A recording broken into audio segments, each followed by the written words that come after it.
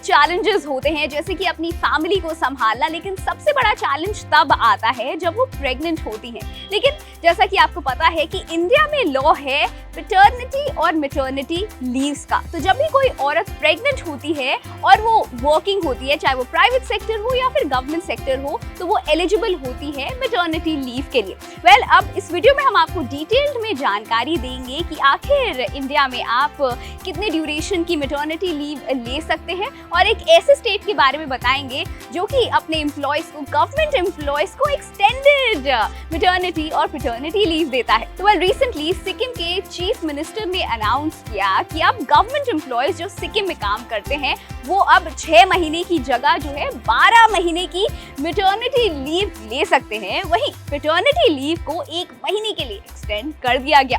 Well, अगर आप किसी और स्टेट में हैं तो आपको बता दें कि as per the maternity law in India आपको 6 महीने की लीव यानी कि 26 वीक्स की लीव की एलिजिबिलिटी होती है। लेकिन सबसे ध्यान देने वाली बात इसमें ये है कि आप अगर किसी भी कंपनी में काम करते हैं और आप प्रेग्नेंट हो जाते हैं तो उस कंपनी में आपको मिनिमम ड्यूरेशन जो है वो 80 डेज की होती है। जैसे कि अगर आपने जनवरी में एक कंपनी ज्वाइन करी और आप मई में प्रेग्नेंट होते हैं, तब आप एलिजिबल होते हैं उस कंपनी से मैटरनिटी लीव लेने के लिए। मिनिमम डेज जो है वो 80 डेज होते हैं। अगर आपने किसी कंपनी में 80 डेज बिताए हैं, उसके बाद आप प्रेग्नेंट होते हैं, तो आपको फुल 26 वीक्स की मैटरनिटी लीव जो है वो अलाउड होती है।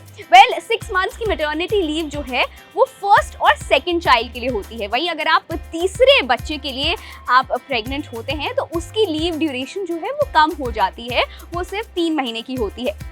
वहीं कई लोग जो है आजकल सरोगेसी का भी सहारा लेने लगे हैं। तो अगर आप सरोगेसी के थ्रू पेरेंट्स बनने जा रहे हैं तो उसके लिए भी आपको छुट्टी मिलती है।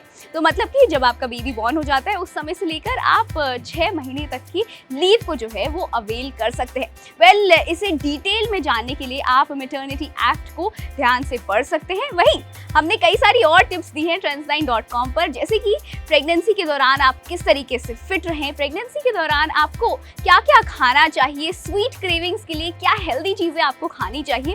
कई लोगों को खट्टा खाने की क्रेविंग होती है, वहीं कई लोगों को मीठा खाने की क्रेविंग होती है। वहीं अगर आप प्रेगनेंसी के दौरान ट्रैवल कर रहे हैं तो किन चीज़ों का आपको खास ध्यान रखना चाहिए। तो प्रेगनेंसी से जुड़ी और डिटेल जानकारी पाने के लिए आप trends9.com पर लॉग ऑन कर सकते हैं, और एंटरटेनमेंट, ट्रैवल, ब्यूटी से जुड़ी जानकारी पाने के लिए भी आप हमारे चैनल trends9.com को सब्सक्राइब करना ना भूलिए।